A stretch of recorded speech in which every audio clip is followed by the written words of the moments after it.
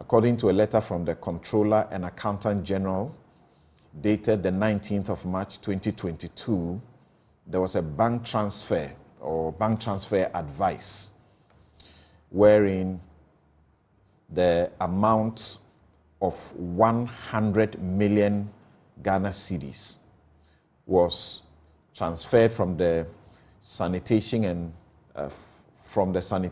pollution accounts at the Bank of Ghana into the accounts of Dredge Masters Limited for the purposes of ensuring that this work was done. People are complaining. This place is still stinky and the problem persists. Practically nothing has been achieved.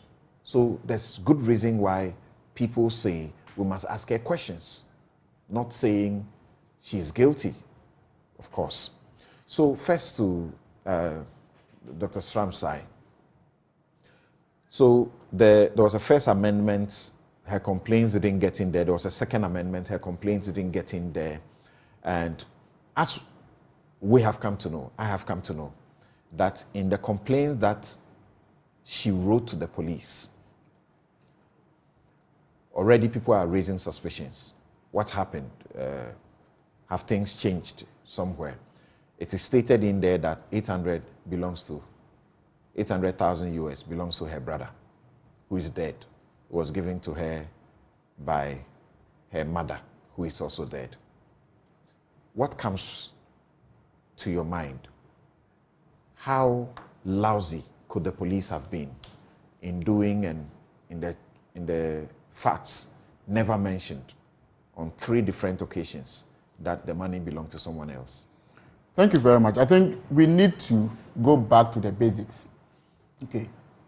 The question is, why do we have a police service and a criminal investigation, department, CID of the police?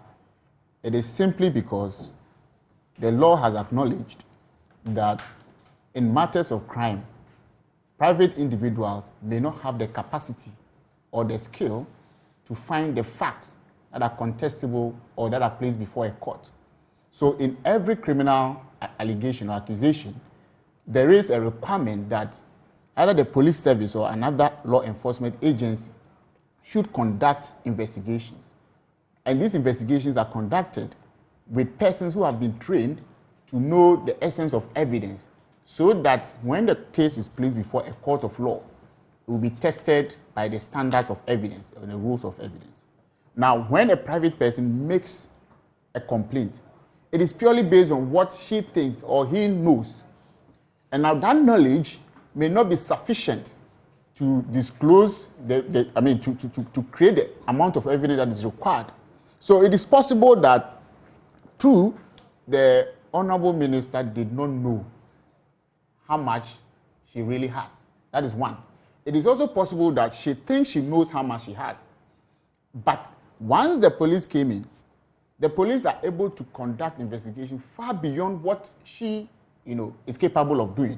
So, for example, the police are probably likely to call these accused persons who have probably run away from the minister. Which they did retrieve some money. Some of them used to buy houses. They have put their hands on it. Some of them used to buy vehicles. They have put their hands on it. Some of them used to rent stores and so on. So they have taken back some of the money. So from the summary of the facts in the charge sheets alone, you could see that the police have done more than what the complainant could do.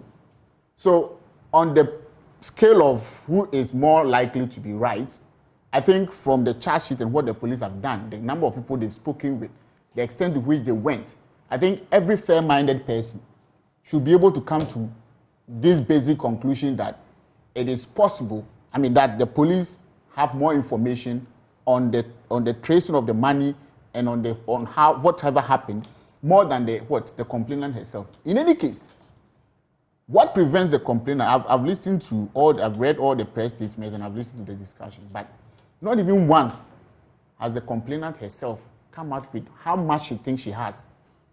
So it's not enough to just say, well, what the police are saying is not correct. You need to tell us that, well, I told them that this is how much I had. This is how much is missing. So I think they are lying. So compare their figure with my figure, and then let's know what the truth is. But never have I seen anything where a complainant is saying that, oh, the police are wrong. It is rather this. The police are wrong on this. It is rather that. So I think we will be spending our time not usefully if we continue to dwell on what a complainant is saying. I mean, you know that there have been so many instances where complainant comes out to say something to the police. The police conduct investigation. They dismiss the whole action. They look, what you are saying is not even correct, because they've gone beyond what the complainant can do, and then get a realistic evidence which will be placed before God. There are also situations that you and I know, particularly that we conduct, criminal defense, and we can tell that this is a lousy investigator. They haven't done a good job, but we are happy that they have been lousy because we will defeat them. So it's possible that she says there are inconsistencies in the statements. How come the curiosity arises when it has been amended twice, on the 5th of July and on the 20th of July, and in all those amendments, substantially it remains the same. She put in her complaint that the money belongs to her dead brother, which was given to her by her dead mother. That doesn't find expression in the facts, and this has embarrassed her. That is possible. I mean, I was going to come to the other side, that there were times when the police were more accurate than the complainant, and there were times when the police were less accurate than the complainant. The bottom line is this. What is the extent of discrepancy between what the police are saying and what she has? Until she comes out with what exactly she thinks, we have no basis to wait, or we have no basis to question what the police are saying. So, unlike the situation where you are conducting a defense, where you are probably through cross-examination have shown that the discrepancy she's concerned about, which some of us have discovered from her statement to the police, even though questions are already being raised, whether that statement is the statement that the police used to work from the beginning, did the first amendment and did the second amendment, is that the USD, out of the $1 million, $800 belongs to her late brother, and it was in a box and it was broken into, and that the money was given to her by her late mother. And again, that there were funeral donations of 300,000 Ghana cedis or so as part of the money stolen.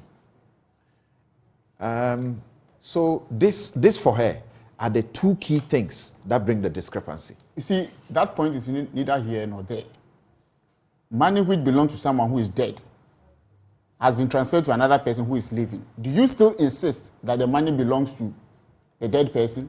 So I can see why a police will not be concerned about that line of discussion, because when you are dead and you have handed your property over to someone, and I assume that what she is saying is that the money has been given to me, so she's now the owner. So the police are justified in saying that you are the owner of the money. Now, as to whether what she's saying that the money has been transferred or whatever, that will not even matter in the job of the police, what they are doing. It won't matter because they are not investigating the source of the funding. At this point, what the police are doing is to say that, look, someone owns a property, another person takes it, and now we are investigating stealing. Let's not confuse the issues. At this point, the police are investigating stealing against some different people. They are not into the question of where did the complainant get the money from. So there is nothing wrong with what the police have put on record. As far as they are concerned, the money was lawfully in her possession. Therefore, she is the owner at the time. And now they are prosecuting some other people. So now let's shift to the question of source. But you are saying they shouldn't be bothered about whether she's the owner, and that she's the owner because the money was in her possession. If she says, it's my brother who died, money who gave to my mother who is also dead, as a lawyer, the question that is triggered is if you want to say she's the owner. When somebody dies and they have relations, they have children, either they have left a will, or if they died without a will, there will be an LA, or letters for administration, which will spell out who takes how much of what. So could it be the case that as we speak, those things have happened and that the man's children and everybody the money is for her, that's why she's keeping it. So that's what and if you deal with an estate, as in the property of a dead person, without having gone through the process, that's also intermeddling. That's also another different thing altogether. That's what I keep saying, that we need to separate the issues. At this point, the offense of stealing, you actually don't need to find out who the owner of the money is. Okay. So when the policeman is prosecuting someone for stealing, all he needs to satisfy the court with is that there is another person who has taken something and has appropriated a thing which does not belong to him. As to whether it belongs to Mr. A, Mr. B, will not play much, probably any role in the prosecution. Now, when we turn the table and we go back to source of the money, then that is where what you are saying will come in. Where did she get the money from? That would be, I think that is what the special prosecutor is trying to do. You are saying that if a complainant goes to the police to say, you are too smart to say that, but I'm asking a question for the purpose of our viewers. Yeah. That complainant goes to the police and says, my car is missing. It's been stolen. The police won't confirm that, in fact, you had a car and it has been stolen before they pursue it. You see, the police would confirm that you have a car and all right, but it doesn't take away, what I'm saying is that it doesn't take away. See, what the minister is saying is that the police should have put in their summary of facts that the money does not belong to me. It belongs to some persons who are dead, right? And I'm saying that from a practical point of view, if you're a police officer and you're prosecuting such a matter, your interest will not be the source of the money. Your interest will be who has possession of the money, who is the complainant. Possession, custody of it. Custody of the money. So the legal ownership or the title to the money is a different question which will be gone into separately by another institution. Okay. So in as much as the police will be interested in who actually owns the car, in the matters of court and what they are going to do, they have no interest in tracking or tracing the source of the money up to the minister.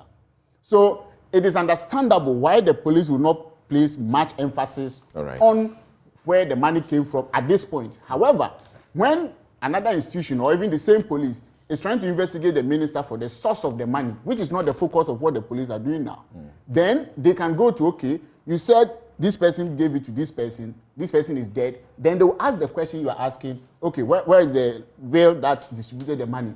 Even the person who died, what's their title to the money? Because clearly she's not a public officer. And whatever she has in her possession or even ownership or title to, we are interested in knowing. Okay. And it is our right to know. And it's her duty to let us know what the source is because she's a public officer. So while the same question may not be put to a private person, she is a public officer. So pretending, like you said, over millions of public money. So if we find a situation of this kind of money in your possession, we are entitled to know, and you are under every duty and obligation to tell us how you came by those amounts of money.